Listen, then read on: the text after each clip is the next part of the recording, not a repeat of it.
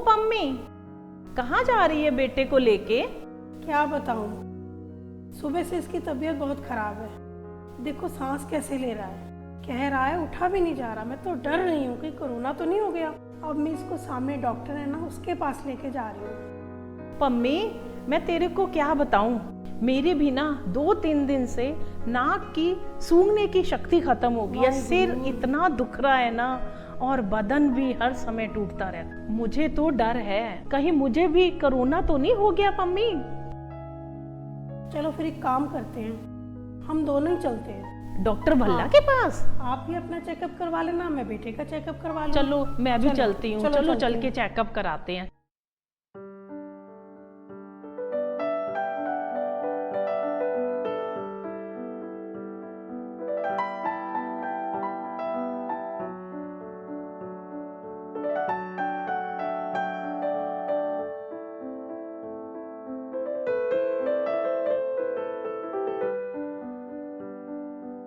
अरे वो देखो सरदार जी कैसे पार्क में मास्क उतार के हवा खा रहे हैं, और बच्चों ने भी मास्क नहीं लगाया हुआ। क्या समा आ गया है, मैं कहती हूँ मास्क में सांस ही नहीं ली जाती। मेरा बेटा तो टॉयलेट में भी मास्क लगा के जाता है। पम्मी कमाल की है ये सिख कौम, पर एक बात तो है, सिख कौम है बड़ी दिलेर। कहीं बाढ़ आए या भूचाल, आग चाहे जंगलों में हो या देश विदेशों में हो, ये भगवान के दूत हर जगह बेसहारों को सहारा, भूखों को रोटी, प्यासे को पानी का प्रबंध बिना किसी भेदभाव के करते हैं। इस कोरोना वायरस के लॉकडाउन में जब सारे अपने अपने घरों में बंद थे, दुकानदारों ने राशनों के रेट बढ़ा दिए, तब भी इन्होंने लंगर लगाए, घर घर राशन पहुंचाया, गरीबों को भूखे नहीं सोने दिया। अगर ये ना होते तो हजारों लोग भूखे मर जाते। धन्य है इनके गुरु और धन्य है ये सिख कौम। वाहिगुरु जी की बहुत मेहर है जी। ये तो दशम पिता की फौज है ना पुत्र? मैं भी इसको सिंह सजाऊंगी। चलो मिलते हैं इनको।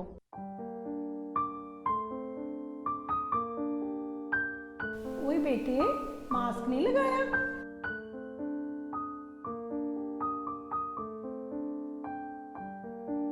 क्या भाई साहब, सारी दुनिया ने मास्क पहना है और आपके बच्चे मास्क के बिना? मैं मानता हूँ मास्क लगाना जरूरी है, पर भीड़ भाड़ या सफर के दौरान इस हरियाली में तो मास्क उतार कर लंबी लंबी सांस लेने का ही फायदा है। हम सबका शरीर पेड़ों द्वारा छोड़ी ऑक्सीजन के सहारे ही जीवित रहता है और बीमारियों से लड़ने को सक्षम होता है।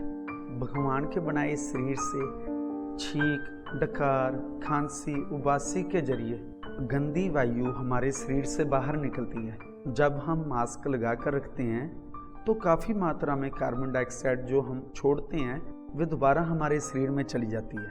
कई बार तो लोग मास्क के ऊपर एक शील्ड भी लगा लेते हैं, फिर जो गंदी वायु हमारे शरीर से निकलती है, उबासी, खांसी, डकार, छींक, वे बंधे हुए मुंह से वे गंदी वायु बाहर जा ही नहीं पाती, फिर हमारे शरीर में जाकर फेफड़ों को नुकसान करती है, जिसका हमारे शरीर को बहुत नुकसान होता है। सांस लेने में बहुत दिक्कत आती है और कई लोग समझते हैं हमें कोरोना हो गया। अच्छा, तभी मेरे बेटे को कई दिनों से सांस लेने में परेशानी हो रही है और मैं ये सोच रही हूँ कि इसको कोरोना हो गया है।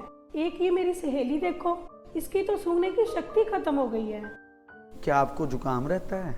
मेरे को तो हर साल जब भी मौसम बदलता है खांसी जुकाम हो ही जाता है।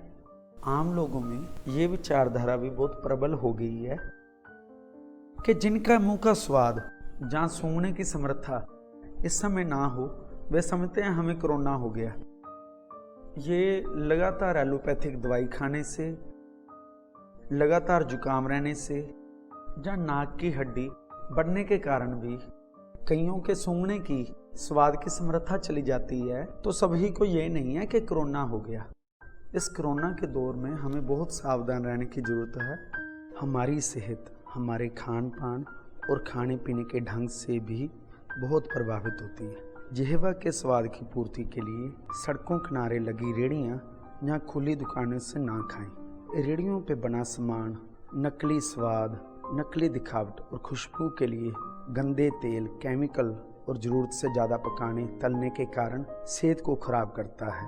इलाज से बेहतर परहेज है। हरी और कच्ची सब्जियां, फल, अंकुरित दालें खाने से विटामिन सी, आयरन और कैल्शियम से शरीर मजबूत और ताकतवर बनता है। पर फल और सब्जियां बेमौसमी ना खाएं। बेमौसमी फल और सब्जियों से शरीर को फायदे की जगह नुकसान भी हो सकता है। अगर तेज भूख लगी हो तो पानी ना पिएं। अगर बहुत प्यास हो तो उस समय खाना ना खाएं। शरीर में किसी तरह का भी रोग हो, हमारी जिह्वा उसका संकेत देती है। जिह्वा हल्की पीली हो तो आयरन की कमी है। इसके लिए पालक, टमाटर और हरी सब्जियां खाएं। खाना बनाने के लिए लोहे के बर्तनों का इस्तेमाल करें। जिह्वा सफ़ेद हो तो पानी की कमी है। जिह्वा ज़्यादा लाल और दाने होने पर पेट की खराबी का संकेत मिलता है। जिह्वा के छाले लीवर, टेंशन और हार्मोन के कारण होते हैं। इसके लिए डॉक्टर से परामर्श जरूर करें। जैसे जैसे सर्दी आएगी कोरोना का खतरा और भी बढ़ सकता है। बदलते मौसम में एकदम कपड़े ना उतारें, जहाँ एकदम पंखे के नीचे ना जाएं, क्योंकि इस समय रात को ठंड बढ़ जाती है और दिन गर्म है। क्योंकि बदलते मौसम में रात ज़्यादा ठंडी हो जाती है और दिन गर्म होते हैं, और इस समय गर्म सर्द होने का डर ज़्यादा रहता है। सर्दियों में अपने आप को ज़्यादा से ज़्यादा सर्दी से बचाएं, तभी कोरोना से बच पाएंगे। साफ़ सफाई का पूरा ध्यान रखें। हाथ सैनिटाइज़र की जगह साबुन से धोएं। और सबसे ज़रूरी, जिस परमात्मा ने हमारी रचना रची है उसको याद करना सबसे ज़रूरी है। परमेश्वर दे भुल्लियां व्यापन सबे रोग। ये पेड़ ही कार्बन डाइऑक्साइड सोखते हैं और ऑक्सीजन सारी दुनिया को देते हैं। इसलिए आप जब भी हरी भरी जगह में हो, एकांत में हो, अपना मास्क उतारिए और लंबी लंबी सांसें लीजिए। इसी से आपकी इम्यूनिटी बढ़ेगी और शरीर भी स्वस्थ रहेगा। फिर तो हम भी अपना मास्क उतार के लंबी लंबी सांसें लेते हैं।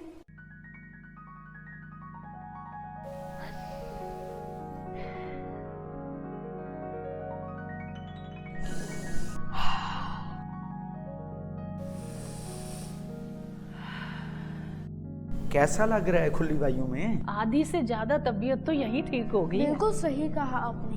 अब कुछ नहीं लग रहा है, बिल्कुल ठीक लग रहा है।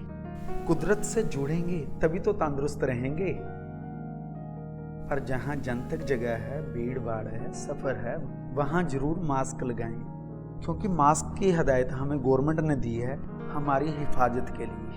पता नहीं किसको इन्फेक्शन हो, पर जहाँ एकांत हो, हरियाली हो, वहाँ जरूर मास्क उतारो और कुदरत का आनंद लो।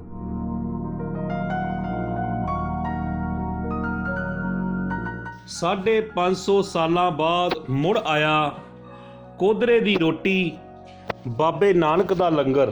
भाई लालो तरखान जी ने कोदरे दी फसल दे दाणिਆਂ ਨੂੰ ਪੀਸ ਕੇ ਗੁਰੂ ਨਾਨਕ ਸਾਹਿਬ ਲਈ ਪ੍ਰਸ਼ਾਦਾ ਤਿਆਰ ਕੀਤਾ ਤੇ ਗੁਰੂ ਸਾਹਿਬ ਨੇ ਬੜੇ ਖੁਸ਼ ਹੋ ਕੇ ਛਕਿਆ।